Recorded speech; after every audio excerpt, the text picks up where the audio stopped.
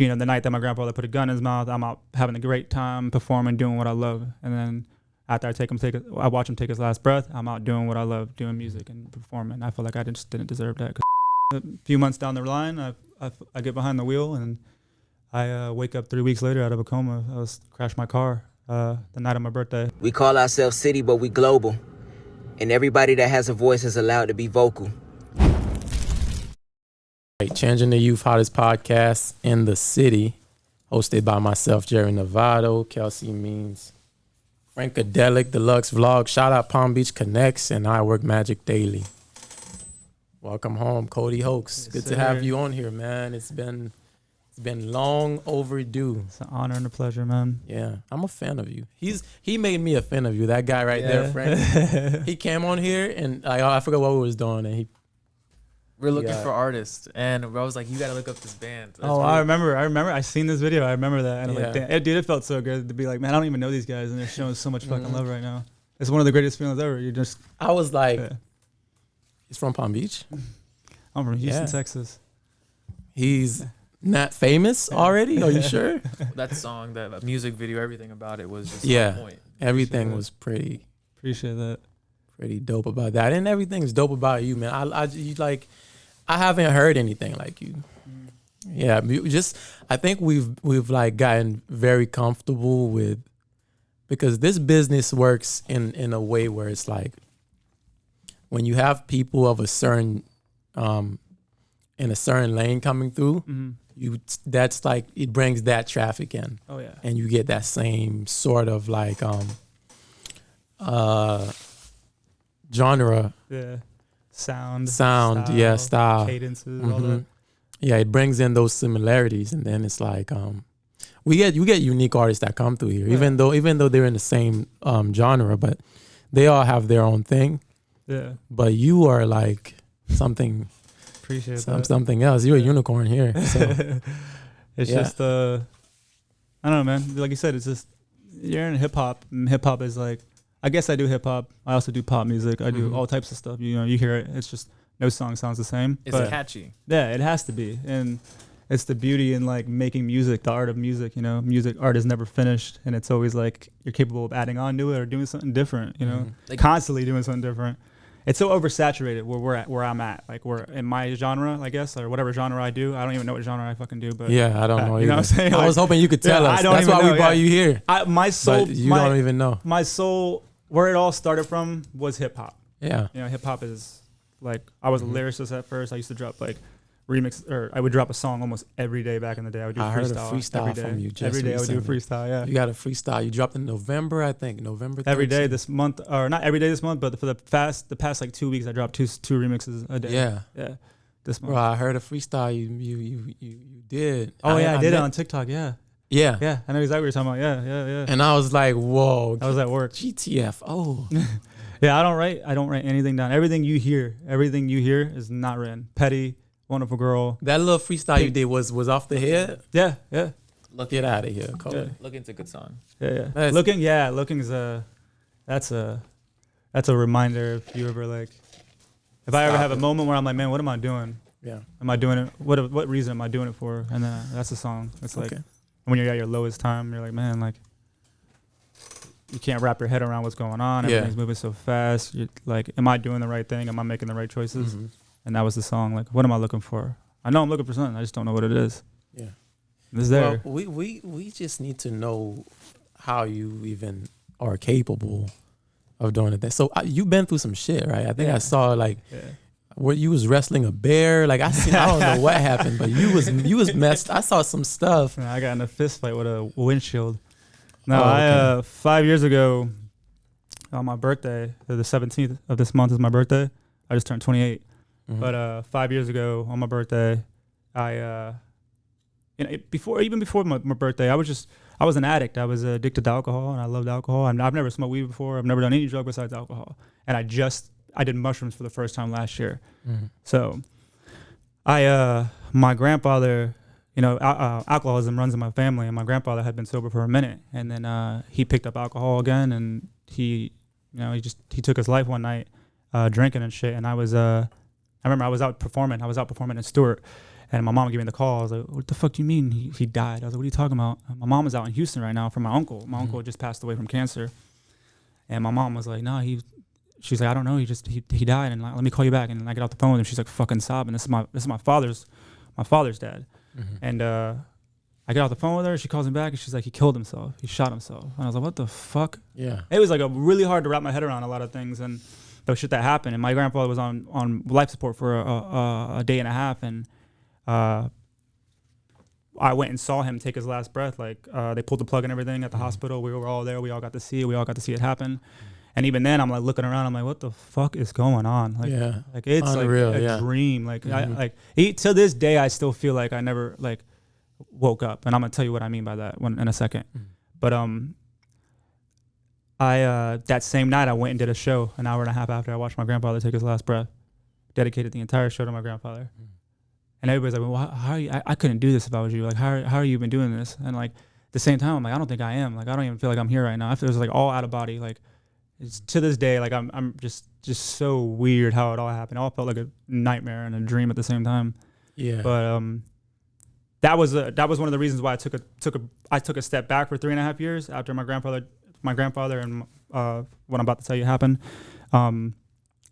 I just didn't think I deserved to be looked at as a guy that did music. I didn't like I didn't like that feeling. I didn't think I deserved it. My grandfather. As a guy that do music? Yeah, like I didn't want to. People like all knew me out there for doing music out in I got where I'm from. And the night that my grandfather put a gun in his mouth, I'm out having a great time performing, doing what I love. And then after I watch him take his last breath, I'm out doing what I love, doing music and performing. I feel like I just didn't deserve that because I'm like, man, my grandfather was going through it and I wasn't there. I didn't know. You felt like you were running away from something? Yeah, exactly. Okay. I feel like I was always running from something. And then when that happened, that was when it was like spiraled out of control, drinking every day, morning and night. And it's a hard lesson. Yeah. Oh, yeah. A few months down the line, I get behind the wheel and I wake up 3 weeks later out of a coma. I crashed my car the night of my birthday, my 23rd birthday. Yeah. And crashed my car, woke up, and I remember like my jaw was wired shut, had like tracheotomy done, knocked some teeth out, had to get facial reconstruction, broke my arm, my wrist. It was like barely made it. Like I said, it's like you fought a bear, man. Yeah, dude, straight up. Dude, yeah. And that's crazy.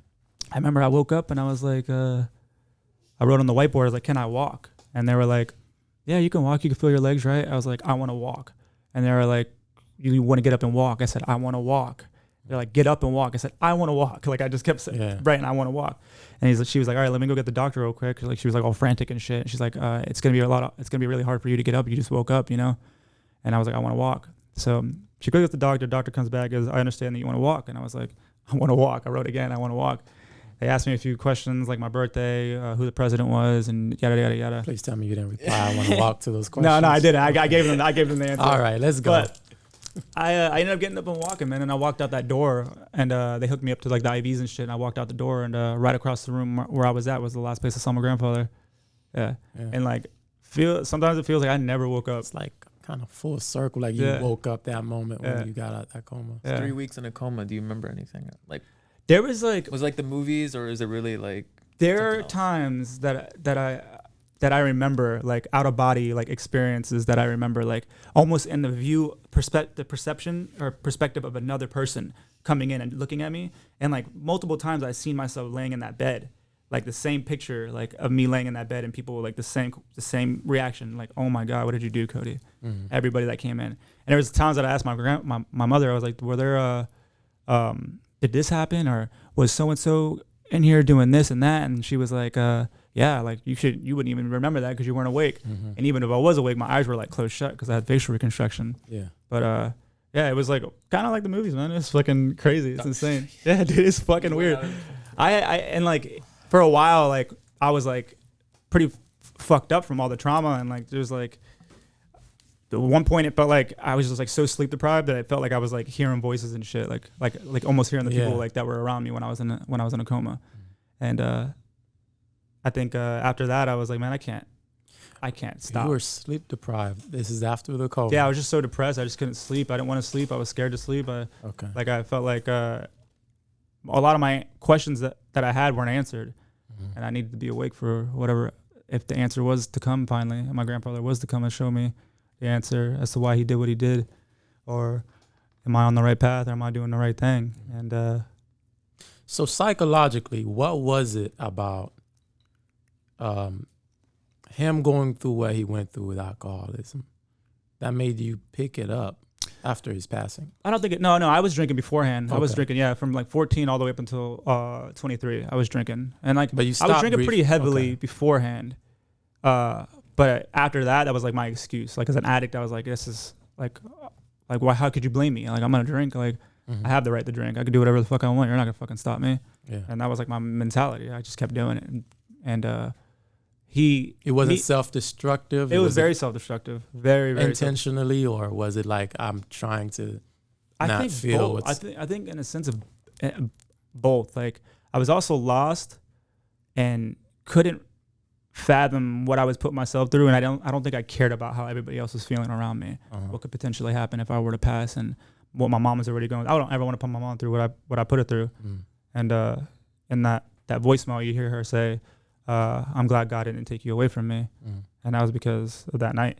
Like it's just in a split second, could have all been gone. Yeah. Everybody thought CodyHoaks was invincible until that happened. I mean, people still think I'm fucking invincible. No, I'm not. Like I can die easily. Yeah. I can be hurt. Why do easily. people think you're invincible? What you be doing out here? Dude, I was just, I was like, my girlfriend over there has heard a lot of stories about just me, like back in the day. I was going back to being self-destructive. I was very self-destructive. Even before my grandfather, I was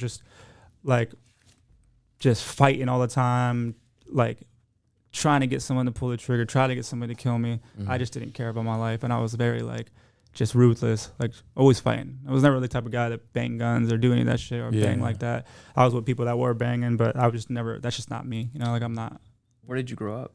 I'm from Houston, Texas, but I grew up in Fort Pierce. You in Houston, Texas? Yeah. How long were you in Houston? I was born in 93. I was in Houston from 93 to probably 96. And my father was on the run. That was the only reason why we came to Florida. My dad was on the run, and we moved out to Vero into a trailer park, moved from there, lived out in Fort Pierce off of Boston and Orange, or Avenue D for a little bit, and then Boston and Orange. And my dad got stabbed out there, and he went to the hospital. And shortly after that, I think they kind of caught on. They were like, this motherfucker. And they came to his job. They're like, hey, we're looking for so-and-so, my dad's name. And my dad was like, he might be in the back. Let me go look. His tag literally says his name on his fucking thing. And he goes back there. So my dad speaks fluent Spanish. My dad is not Hispanic. My dad is white as all hell. My mother is Mexican. I was about to say, aren't you Mexican? Yeah, I'm Mexican. Yeah, I'm Mexican. But my mother's Mexican. And he ran back there and told his boss, like, they're here to get me. They're here to get me. His boss was like, leave, just go. Yeah. And I remember, like, it was yesterday. I was we ended up leaving and going to Daytona. We're in a fucking hotel room, and I remember him like a movie, kneeling down and like, hey, I'm going to the store. Do you want anything? I don't remember what I said, but I remember him walking out the door, and I remember looking out the window and watching him run across the street to the gas station. Last place I saw him was for like another year and a half. I walked out of daycare, and my mom was like, I was running up to my mom. She was like, look. And I turned around, and my dad, he's bald head, like shaved, real pale and shit. And he was like all excited to see me. I was like my dad's best friend when I was a kid. Like I'm like the golden child. Like out of all four of my brothers, my parents were like, you're gonna be a superstar. You're gonna be a superstar. You're gonna be a superstar. Your life's a fucking movie, dude. Man. It really is. Yeah. Like I could just see it. And it's funny. And your music is the theme song to I don't every talk about scene. it. I do not talk about anything that has happened in my life. I don't like to. I don't like people knowing too much about me. But they need to. Yeah, and I think this is in front of you guys, people that y'all have supported me from the jump. It's only right for me to come out and be like, hey, this is my life. This is what I've been through. This is what I've. But people need to know, because the music will just it'll just be like 10 times better. Hell yeah. And then we ever thought it could be, because it's already pretty damn good. But that's like my drive for all this is to be like, my main mission is to get my parents and my brother and my people that I love, my immediate family, my brother, like my brothers and my mother and my father. I want them to be happy. I want to put them in the right spot. That's what this is all for. This is all for them. I want them to be happy. I want them to be in the right spot. I want them to be comfortable. I don't ever want them to feel like to go through or have to live how we lived when I grew up. I don't ever want that to happen again. And on another note, I want to show the world that people can change. You know, I'm 5 years sober this month. 5 years sober. The last time I touched alcohol was that night. Yeah. I don't ever wish what I went through physically and mentally on my worst enemy. I don't want anybody to ever go through what I went through. And just the thought of that alone, like, legitimately makes me want to cry. Like, the thought of, like, somebody having to go through what I went through. And the fact that I did, I, to this day, I can't wrap my head around how I did it, but I did it. Yeah. That's because every problem has a fucking solution. You are not your emotions. Do not let your emotions control you. It's so easy to let your emotions control you. Yeah. And that's what drove me into this deep pit of, like, suicidal thoughts and depression, and got me, you know, in a coma for fucking 3 weeks because of, like, I was so lost and I just didn't give a fuck about the hands that were reaching out and trying to give me a hand. Can't help a man that doesn't want help. You know, like, and that's, like, infinite. Like, a guy that is like that in that mindset, there's almost only so much you can do for that man. And I want to be like that voice. I'm like, hey man, I did it. Yeah. Granted, I went through fucking tragedy to do it, but I also, if I can go back in time, I wouldn't stop that man from doing what he did. I would not stop myself from getting behind that car, because it's what made me. It molded me into the man I am today. It gave me the knowledge that I have today. All that knowledge is there. I think people are so scared to face the world because they don't know, they don't feel like they have the answers. When we all have the answers, there's a word that I always say, it's called claircognizance. And it's the knowing of knowing something that you didn't already know you know. Yeah. That's a fact. We're going to rewind this interview back. That's 100%. You play that. Yeah, the perception is there, man. I mean, your perception, your idea of the world is your idea. The perception is your perception. The bird is only a bird because someone told you it was a bird. You make it how you want to make it. This is your world. Jerry said that one time. Did he? I say a lot of wise things. I forgot. I say a lot. I'm a wise same motherfucker. concept about the bird is a bird. Yeah, I always use that concept of a bird's eye view on things. But yeah, that's like that's absolutely true. I think I was watching something too. It's in everything we do. Certain colors, we see them as we see them because we've identified them as what they are. Like you and I might not see the same color. Yeah. Well, you could be colorblind. But here they call you colorblind. But no, it's like, but he's different though. Bitch, I know what I'm seeing. Yeah. Like, I know what the fuck I'm seeing. But there's no right, there's no wrong. Your right is your right, your wrong is your wrong. Yeah, like the 6 and the 9. If you stand right there, it's a 9. If I stand We're right not there, going to bring Takashi into this. Yeah, come on now. We're not going to bring Takashi into this. It's because we're both Mexican? Oh, no. Have you been back to Houston? A few years ago, I did. Probably 2-3 years ago, my mother asked me if I could drive her up there, and she and I went and drove over there. Stopped in Jacksonville, saw a friend, and we just out there chilling, just eating food and hanging out with family. My family's out there, like all my family. I'm Mexican, so I got a lot of family. Oh, yeah, I got a lot of food. family. That's crazy. Yeah. And you're you're the middle child? I got 2 older brothers and a younger brother. Okay. Yeah. My little brother's locked up right now, and then my 2 older brothers are just doing their thing, living life. You guys are all felons, huh? Yeah. All brothers. Okay. I'm good. No, I'm clean. I don't. Yeah. I heard you say now, but I've never got in trouble, man. I never got caught doing what I did. Yeah, that's all that matters. There's that line in Tank on E, and I literally say I never thought my brother would want to be my mini me or something like that. You know, I could have done better. I could have taught him a little bit better, but he wanted to bang like I was doing and be stupid like I was being stupid and fight like I was fighting. But I never picked up a drug. I never did anything. You like pain because you're skateboarding and you fought. Yeah.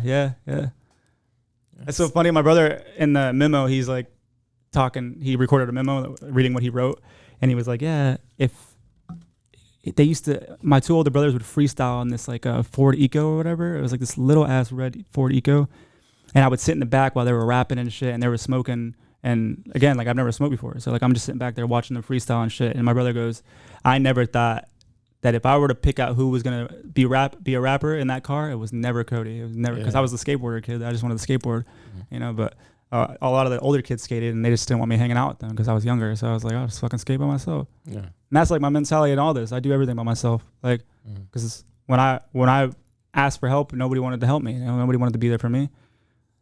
Once I do all this, to all the people that didn't open their mouth when I needed them to open their mouth, and open their mouth when I didn't need them to fucking open their mouth. And you keep it closed. Y'all did this. Yeah. Yeah. And I came in this by myself. I'm gonna leave by myself if I have to. Mm. It's just that simple. Yeah. You seem very confident of where you're going. Oh yeah, very. How far do you think that is? And like judging by, and I know you have all the good intentions and putting your family in better positions. But guys, with your story, it gets more complicated than that. You know, when all that comes, a lot of things come back. I know, yeah. I think about that a lot. Yeah. Yeah. But I'm there already. Like, not that particular, what you're talking about, but I'm here. You know, like people are like, well, what's the end goal? I'm here already. We're all just a product of the Big Bang. Big Bang is still happening. Yeah. Future doesn't exist, past no longer does. Now is all we have. I'm here already. As long as I keep that mentality, and through repetition and the being aware of self and understanding of what I want to do in life, I'm there already. Yeah. If I live like I'm there already, I'm there already. I'm here. There's great power in living within yourself. Yeah. And like capabilities of manifesting everything you want into fruition. I literally have the words manifest on my face because that's how much I believe in the power of the human mind and the power of human. Where you have that at? Right here. Okay. Who did that? You got that in prison? Everyone thinks I'm like the scary ass dude. Nah, I'm a nice guy. Nah, I'm like one of the nicest guys you'll probably ever meet. You're a pretty nice guy. But yeah, I got in prison. Oh, man. Just kidding. I'm just kidding. Nah, man, but that's dope. That's dope. What's your favorite book? You seem very insightful. I don't really have a lot of, but that goes back to the. What's your YouTube video? this goes back to the knowing of knowing something you didn't already know you knew. Yeah. After the accident, I locked myself away from the world. I didn't want to see nobody. I didn't want to be around anybody. I don't think I deserved to be around anybody. All that knowledge that I wanted was there. I just stepped inside and asked myself the questions, and I had them. Yeah. If you listen to Avenue, I literally say that, you know, open up your mind, take a step in. Oh, yeah, but you also mentioned shrooms. Yeah, and I did mushrooms, but I didn't do mushrooms until last year for the first time when I finally felt like I was ready. And I've never taken mushrooms to trip. I don't like that. Doesn't appeal to me. Like I just microdose. It helps with my depression and any like PTSD that I do have and trauma that I have. What's your experiences like with using mushrooms? Euphoric. It just rebuilds, and I feel like it reconnects some pathways that aren't being connected at the time. Like I get to find a reason why I'm feeling the way I'm feeling and kind of recognize them and recollect as to why I am the way I am, or why I feel a certain way this week or last month. Why do I feel like that? Why do I feel like I did something wrong, or why am I down? Yeah. And I think that relocates that for me. And as long as I don't abuse it, and that's just not the type of person I am. Like I won't abuse it. I abused alcohol, and I've seen the outcomes of that. I won't do that. Make that mistake again. Yeah. That's something you don't want to abuse either. No. I'm a firm believer in like there's a lot of answers that comes from within that from within people, and a lot of people are scared to face themselves or be within themselves enough to find those answers. And that's your ego. Yeah. Your ego is afraid to have you alone with it. Yeah. And the day that you unmask it is when you realize like the world doesn't stop for your ego. The world doesn't stop for you. When I was in a coma for 3 weeks, the world didn't fucking stop. Nothing stopped. Those people left that day to go back to work after they saw me. Stop. Yeah. Just treat people the way you want to be treated. Love yourself, respect yourself, and love and respect others the way you want to be. In a world like this, people will move on in about 2-3 days after you die. Yeah. If you're a celebrity, even if you're a big celebrity, we'll talk about you for that 3-4 days. Yeah, I had a lot of friends. all of a sudden when I was in the hospital. I had a lot of fucking friends. Yeah. So, and then they forgot. Like I was known as the guy that was in the car accident. I was that guy. I was like, Cody doesn't do music anymore. He just stays himself. I was always doing music. I have hundreds of songs just on my computer right now. Yeah. Were you able to make music again right away when you got out of the coma? No, I have a very fucking sad story about that. I was recording one night and my jaw was wired shut, and I was trying to record and I was like holding the hole in my throat from the trachea because I still had the tube in my throat, and I'm like trying to record and shit, and like it didn't feel the same. I couldn't get anything out, obviously, because my jaw was wired shut, and I just couldn't really breathe very well. And I remember just fucking like punching the desk and just like sobbing. Like it was to the point where I was literally trying to rap, and my mouth was bleeding because of the wires like in my mouth, and I'm like literally trying to make music, and I started fucking sobbing because I was like, damn, I'm never gonna be the same again. I don't think this is ever. I'm ever gonna feel the way I felt about it before my accident. And like I was upset because I was like, the thing that I love most is just taken away from me. 2 big artists went through that, 50 Cent and Kanye West. Really? With 50 Cent, when he got shot in the jaw, you know, his jaw was wired shut. And then Kanye West, when he I know fell Kanye asleep did with through the driving, wire, yeah. Through the wire. Yeah. That was I remember that, dude. I was in the garage at a friend's house, and I had my equipment over there, and I was recording, and I was by myself. And that was like, yeah. That's the first song you made after you got better. A lot. There's a lot. Like I said, there's a lot of fucking shit on my computer right now that I just kind of keep to myself. But I'm trying to think of the first song I might have. You brought up 50 Cent, and I know for him, it made his voice. Yeah. Oh yeah. It made things better for him. That's right. That cadence. Yeah. Like I said, I didn't drop anything. I didn't think I was ready to drop anything for a while. So I kept everything to myself. And then there was a point in my life. I was recording everything on GarageBand.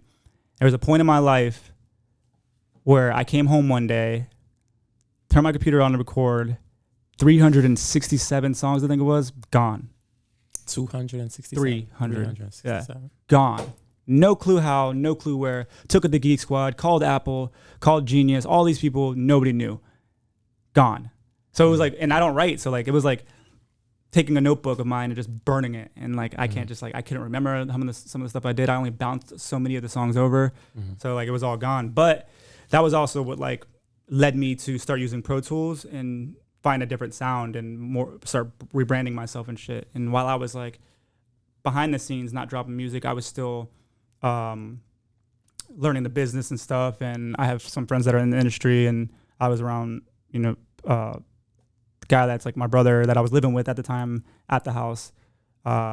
He's the guy that produced for Temporary, the song that A Boogie put out, the first song that blew up A Boogie. So I was around A Boogie and shit and doing stuff around them. Like I never done a song with him, but I was around him. I seen him perform. I soaked up some game from him whenever we'd be like in the hotels and shit late at night. He would talk about his label and the do's and don'ts and how to go about being in the industry and stuff. And I was able to learn a lot, like just being around these guys and learning the business and making the right moves. How recent was this? This was probably the past like 2 years. Okay. But I haven't talked to Boogie was in town recently, and I haven't talked to those guys in a little bit. They're busy and I'm busy and stuff. So and my phone was off for a while, and I was kind of enjoying not having my phone on. So like. Yeah. Nobody knows where Cody's at right now. It's a great feeling. Yeah. Oh yeah. That phone down. Absolutely. I get to the process now, like in the most important parts of my day, I'll just turn my phone off. Yeah, dude. Like when I first wake up in the morning, I'll just turn it off. Yeah. Because you end up just being on your phone for a couple hours. I have to turn it off. It's and so as soon hard as you not turn to. it off, it's like a demon just leaves just the like room. A leash like taken it was. Off you, It's like this thing is really just like. I don't know what it is, like a force field around you with that thing on. Yeah. So it feels like it's like calling you, like look at me. Have you checked me? Yeah.